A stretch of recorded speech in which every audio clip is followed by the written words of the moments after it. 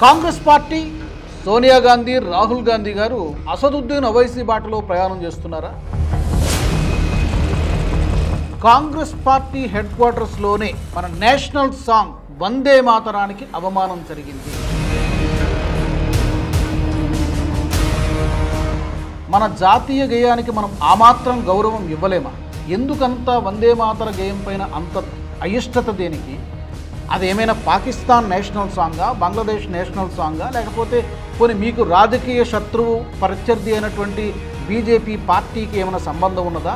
Nation ఫస్టా, religion ఫస్టా అనేది question చేసుకోవాల్సినటువంటి అవసరం ఉంది. మతం మీ ఇండివిజువల్ చాయిస్, అది మీ ఇంట్లో ప్రాక్టీస్ చేసుకోండి. But when it comes to ఒక ప్రజాప్రతినిధిగా ఉన్నప్పుడు you have to respect the country, you have to respect the constitution. రాజ్యాంగానికి మనం గౌరవం ఇచ్చి తీరాల్సిందే. నమస్తే. కాంగ్రెస్ పార్టీ సోనియా గాంధీ, రాహుల్ గాంధీ గారు అసదుద్దీన్ ఓవైసీ బాటలో ప్రయాణం చేస్తున్నారా? ఇదే అనుమానం కలుగుతోంది. తాజాగా మనకి కాంగ్రెస్ పార్టీ హెడ్ క్వార్టర్స్లోనే మన నేషనల్ సాంగ్ వందే మాతరానికి అవమానం జరిగింది. ఇది ఫస్ట్ టైం కాదు, ఇలాంటి సందర్భాలు గతంలో కూడా జరిగాయి. మీడియా చూస్తోంది, కెమెరాలు కూడా ఉన్నాయి అక్కడ. అయినప్పటికీ కూడా ఏమాత్రం సంకోచం లేకుండా ఈ మధ్య ప్రభుత్వం, కేంద్ర ప్రభుత్వం ఒక గైడ్లైన్స్ జారీ చేసింది. అదేంటంటే వందే మాతర గేయాన్ని నేషనల్ సాంగ్ కాబట్టి గతంలో లాగా కేవలం 2 చరణాలు పాడేసి వదిలేయకూడదు. గతంలో అంతకుముందు పూర్తిగా ఏదైతే వందే మాతర గేయం ఉందంటే 6 చరణాల పాట మొత్తం అందరూ కూడా పాడాల్సిందే. అది అధికారిక కార్యక్రమాల్లో, ప్రభుత్వ స్కూళ్ళు, కాలేజీల్లో ఎక్కడైనా సరే ఇది మ్యాండేటరీ చేస్తూ, కంపల్సరీ చేస్తూ కేంద్ర ప్రభుత్వం ఉత్తర్వులు జారీ చేసింది కొద్ది నెలల కిందట. ఈ మధ్యనే జరిగింది. అండ్ దీనికి ఈ మధ్యనే మనకి వందే మాతరం బిల్లు కూడా లోక్సభ, రాజ్యసభలో కూడా పాస్ అయింది. మనం చూసాం. కాంగ్రెస్ పార్టీ తీవ్రంగా వ్యతిరేకించింది కూడా. సరే, ప్రభుత్వం ఒక గైడ్లైన్స్ జారీ చేసిన తర్వాత దాన్ని మనం పాటించాలా వద్దా? మన ఇంట్లో కార్యక్రమం అయినప్పుడు మన 4 గోడల మధ్య మనం ఏం చేసుకుంటాం అనేది అది మన వ్యక్తిగతం. కానీ ఒక లీడర్ ఆఫ్ అపోజిషన్గా ఉంటూ, ప్రతిపక్ష పార్టీగా ఉంటూ, అందులోనూ స్వాతంత్ర దినోత్సవం రోజున ఈ విధంగా వందే మాతర గేయాన్ని అవమానించడం ఏంటి అనేది నెటిజన్లు, ఇక బీజేపీ వాళ్ళు ఎలాగూ ఫైర్ అవుతున్నారు. మీకు ఒక విజువల్ క్లిప్ చూస్తాను, ఒక వీడియో క్లిప్ చూపిస్తాను, మీరు చూడండి. ఆ వీడియోలో ఒకవైపేమో వందే మాతర గేయ ఆలాపన జరుగుతోంది, అక్కడ అందరూ కూడా పాడుతూ ఉన్నారు. మధ్యలో అది జరుగుతూ ఉండగానే సోనియా గాంధీ గారి రియాక్షన్ చూడండి, మల్లికార్జున ఖర్గే రియాక్షన్ చూడండి, రాహుల్ గాంధీ రియాక్షన్ చూడండి. ఒక్కసారి మీరు ఆ వీడియో చూడండి, మీకు అర్థమైపోతుంది.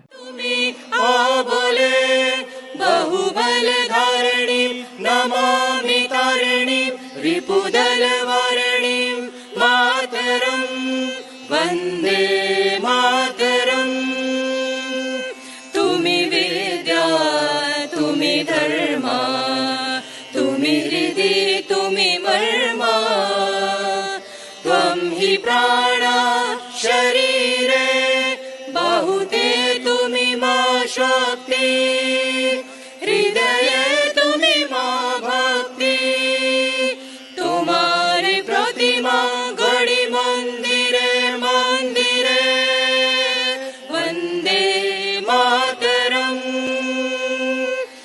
త్వం హి దుర్గా దశ ప్రహరణ ధారిణి కమలా. చూశారు కదా, ఒక పక్కేమో ఒక 2 నిమిషాలు నిల్చోలేరా? మన జాతీయ గేయానికి మనం ఆ మాత్రం గౌరవం ఇవ్వలేమా? ఎందుకంత వందే మాతర గేయం పైన అంత అయిష్టత దేనికి? అదేమైనా పాకిస్తాన్ నేషనల్ సాంగా, బంగ్లాదేశ్ నేషనల్ సాంగా, లేకపోతే పోనీ మీకు రాజకీయ శత్రువు ప్రత్యర్థి అయినటువంటి బీజేపీ పార్టీకి ఏమైనా సంబంధం ఉన్నదా? లేదు కదా. పోనీ ఆర్ఎస్ఎస్కి ఏమైనా సంబంధం ఉన్నదా? ఆర్ఎస్ఎస్ పాటనా? కాదు కదా. ఎప్పుడో బంకిం చంద్ర చటర్జీ గారు రచించినటువంటి ఆనందమఠ్ అనేటువంటి నవల్లో నుంచి వచ్చినటువంటిది ఈ వందే మాతర గేయం. ఒక పక్కేమో స్వాతంత్రం తెచ్చినటువంటి పార్టీ అని చెప్పుకుంటారు, గ్రాండ్ ఓల్డ్ పార్టీ అని చెప్పుకుంటారు కాంగ్రెస్ పార్టీ. మేమే ఈ దేశానికి స్వాతంత్రం తీసుకొచ్చామని చెప్పి చాలా గర్వంగా చెప్పుకుంటారు. మరి ఏమైంది? ఆ స్వాతంత్ర ఉద్యమ స్ఫూర్తి ఏమైంది? ఎందుకు కరవడింది ఈ రోజున? ఇదే ప్రశ్న ఈ రోజున సగటు భారతీయుడు అడుగుతున్నాడు. నేను అడగడం లేదు, నేను కూడా భారతీయుడిని. చాలామంది, కోట్లాది మంది అడుగుతున్నారు, ఎందుకు ఇది? ఇది హిపోక్రసీ అనాలనా? ఇది దీన్ని దేశభక్తి అందామా? మైనారిటీ సంతుష్టీకరణ అందామా? ఒకవైపు ప్లే చేస్తూ ఉంటే అక్కడ రాహుల్ గాంధీ కాస్త కన్ఫ్యూజన్లో ఉన్నట్టు కనబడింది. ఇంకో పక్క సోనియా గాంధీ గారు సిగ్నల్ ఇస్తున్నారు. ఎందుకు ఇదంతా పాడుతున్నారు? మామూలుగా 2 చరణాలు ఎప్పుడు పాడినట్టు పాడితే సరిపోతుంది కదా, ఈ ఎక్స్టెన్షన్ దేనికి అంటూ ఆమె అసహనం వ్యక్తం చేశారు. విజువల్స్లో మనకు చాలా స్పష్టంగా కనబడుతోంది. పక్కనే ఉన్నారు మల్లికార్జున ఖర్గే గారు, ఆయన కూడా ఆపేయండి అంటూ సిగ్నల్ ఇస్తూ ఉన్నారు. ఆ పక్కన ఎవరైతే పాడుతూ ఉన్నారో మైక్లో వాళ్ళని కూడా తిడుతూ, ఎందుకు మీరు మొత్తం సాంగ్ ఎవరిని అడిగి ప్లే చేస్తున్నారంటుగా అక్కడ విజువల్స్లో మనకు స్పష్టంగా కనబడుతోంది. రాహుల్ గాంధీ డైలమాలో ఉన్నట్టు కనబడుతుంది. పాడాలా వద్దా? సరే, అక్కడ పక్కన తల్లి గారు ఉన్నారు కాబట్టి మొత్తానికి అది పూర్తిగా పాడకుండానే మధ్యలో ఆగిపోయినటువంటి పరిస్థితి. సో ఇది నిన్నటికి మొన్న ఒక కాంగ్రెస్ పార్టీ ఒక కార్యక్రమం జరిగింది. అక్కడ కూడా సేమ్ ఇదే సిచ్యువేషన్. ఒక పక్కేమో నేషనల్ యాంథమ్ పాడుతూ ఉన్నారు, అందరూ కూడా నిల్చున్నారు. మనం మినిమం కదా, కాలేజ్ స్టూడెంట్స్ అయినా చిన్న పిల్లలు ఎల్కేజీ చదువుకున్నటువంటి పిల్లలు కూడా నేషనల్ యాంథమ్ ప్లే అవుతుందంటే కాసేపు సైలెంట్గా గమ్మును కూర్చుంటారు, పాడినంతసేపు, తర్వాత సెల్యూట్ కొడతారు, జై హింద్ అంటారు. మరి ఆ మాత్రం మరి మనం కామన్ సెన్స్ కూడా లేకుండా, అందులోకి ఆయన ఏమి చిన్న వ్యక్తి కాదు, ఒక ఎంపీ, 22 సంవత్సరాల సుదీర్ఘ రాజకీయ అనుభవం ఉన్నటువంటి లీడరు, ఒక పెద్ద లెగసీ ఉన్నటువంటి కుటుంబంలో, గాంధీ కుటుంబంలో పుట్టినటువంటి వ్యక్తి.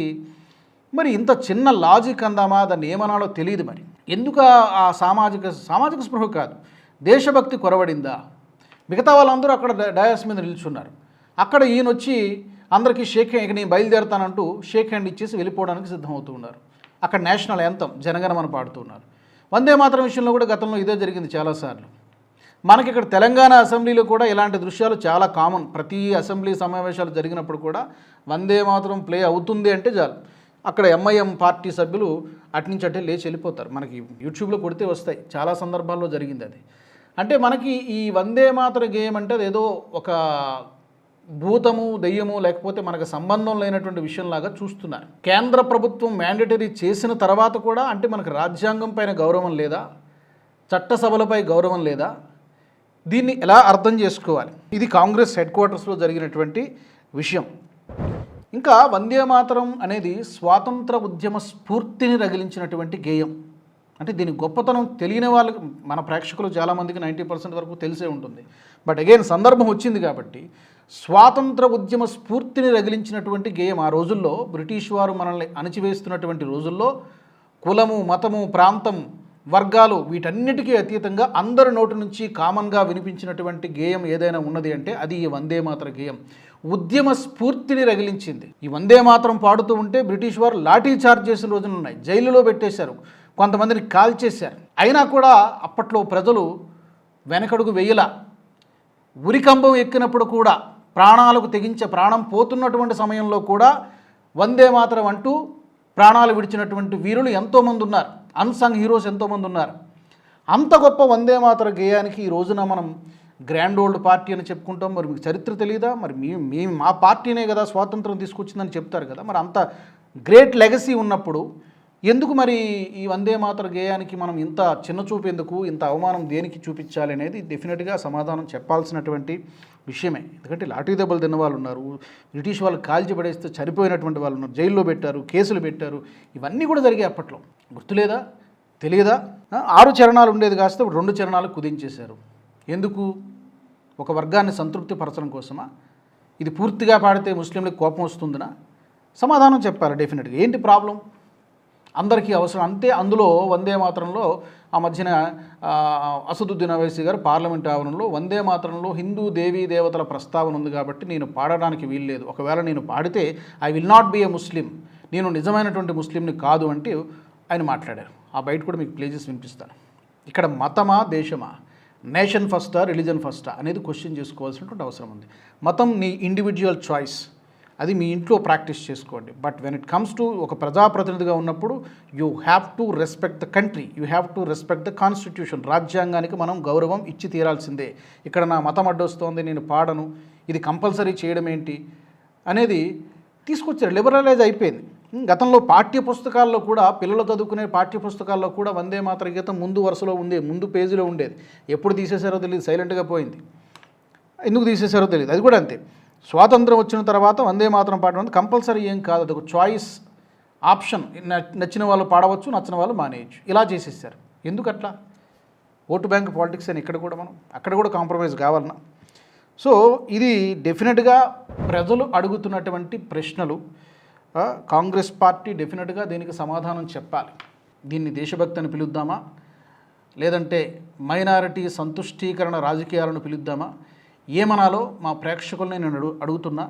ఈ 2 విజువల్స్ చూశారు కదా, రాహుల్ గాంధీ గారు స్టేజ్ పైన నేషనల్ యాంథమ్ పాడుతున్నప్పుడు ఏ విధంగా అందరికీ షేక్ హ్యాండ్ ఇచ్చి వెళ్ళిపోతున్నారు. అండ్ సోనియా గాంధీ, మల్లికార్జున ఖర్గే అండ్ రాహుల్ గాంధీ కూడా ఓ పక్క పాడుతున్నటువంటి వందే మాతర గేయాన్ని మధ్యలో ఆపించేటువంటి ప్రయత్నం చేసినప్పుడు ఈ 2 దృశ్యాలు చూశారు కదా. చూసిన తర్వాత మీ అభిప్రాయం ఏంటి తప్పకుండా మీరు కామెంట్ సెక్షన్లో పెట్టండి. మరొక ఇంట్రెస్టింగ్ టాపిక్తో మళ్ళీ కలుద్దాం. జై హింద్. ఈ వీడియో మీకు నచ్చినట్టయితే లైక్ చేయండి, 10 మందికి షేర్ చేయండి. అలాగే కామెంట్ల రూపంలో మీ అభిప్రాయాలను మాతో పంచుకోండి. Nationalist hub group of channels ను సబ్స్క్రైబ్ చేసుకుని తెలుగునాట జాతీయవాద జర్నలిజాన్ని ప్రోత్సహించండి. ఈ వీడియో కింద ఉన్న బెల్ ఐకాన్ పై క్లిక్ చేయడం మర్చిపోవద్దు.